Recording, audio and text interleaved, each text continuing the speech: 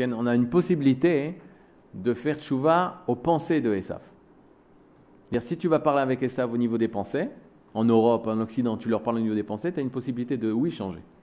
Oui changer. C'est que comme ça. C'est-à-dire, quand les idéaux d'Israël se répandront dans le monde entier, qu'on connaîtra quelle est la véritable pensée d'Israël, alors l'Occident, il pourra nous connaître.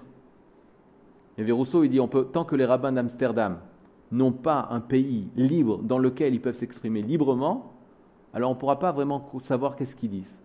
On est revenu en Eretz Israël, et Baruch Hashem, maintenant, on peut exprimer de façon libre la pensée d'Israël. C'est ça notre rôle aujourd'hui, de diffuser la pensée d'Israël. Alors ne faites pas cette tête. Le Rav, il est parti de la yeshiva, mais il a fait teshuva, je pense. Mais en tout cas, nous, ce qu'on a appris, c'est que quand nous, on veut devenir Torah, il faut être en accord avec son idéal.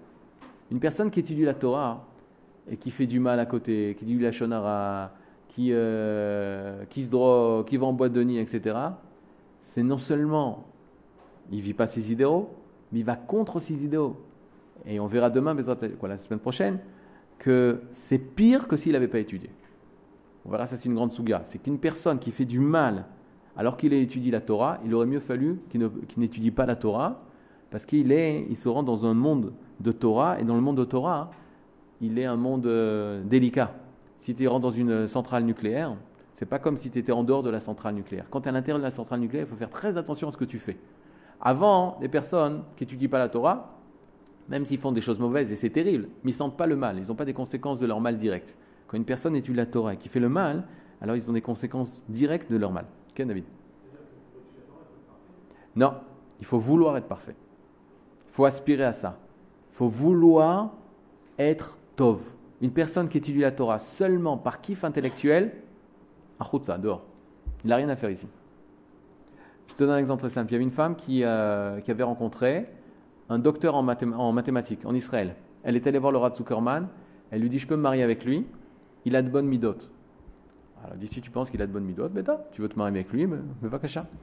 Mais je lui ai mis une condition, c'est d'aller étudier pendant 1 an à Merkaz Harav chez le Rav Yehuda Kook. Il y a 40 ans cette histoire.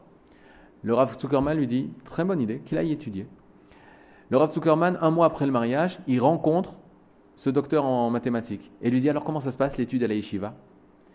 Alors le docteur en mathématiques lui dit, oh, c'est extraordinaire, Tosfot, quelle intelligence, quelle finesse, et il prouve, et il repousse sa preuve, il cherche, il approfondit, il contredit, décontredit, réfutation, contradiction, oh là là, c'est un plaisir de l'étudier comme un problème de mathématiques. Ça me rappelle les problèmes les plus difficiles que j'avais en mathématiques.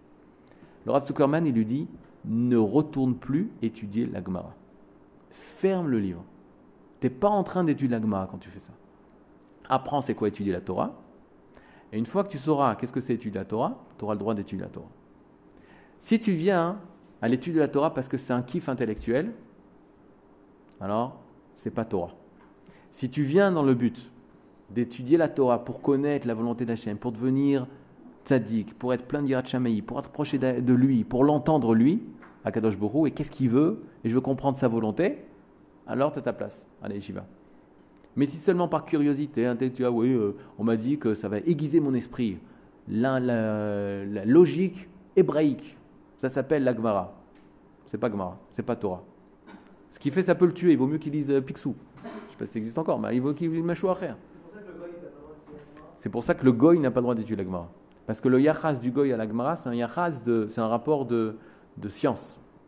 Maintenant, tu prends un juif. La Gemara, c'est l'exemple par excellence de l'étude juive.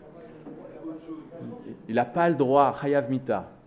Tu dois le tuer. Tu tu ouvres la page de Gemara, tac.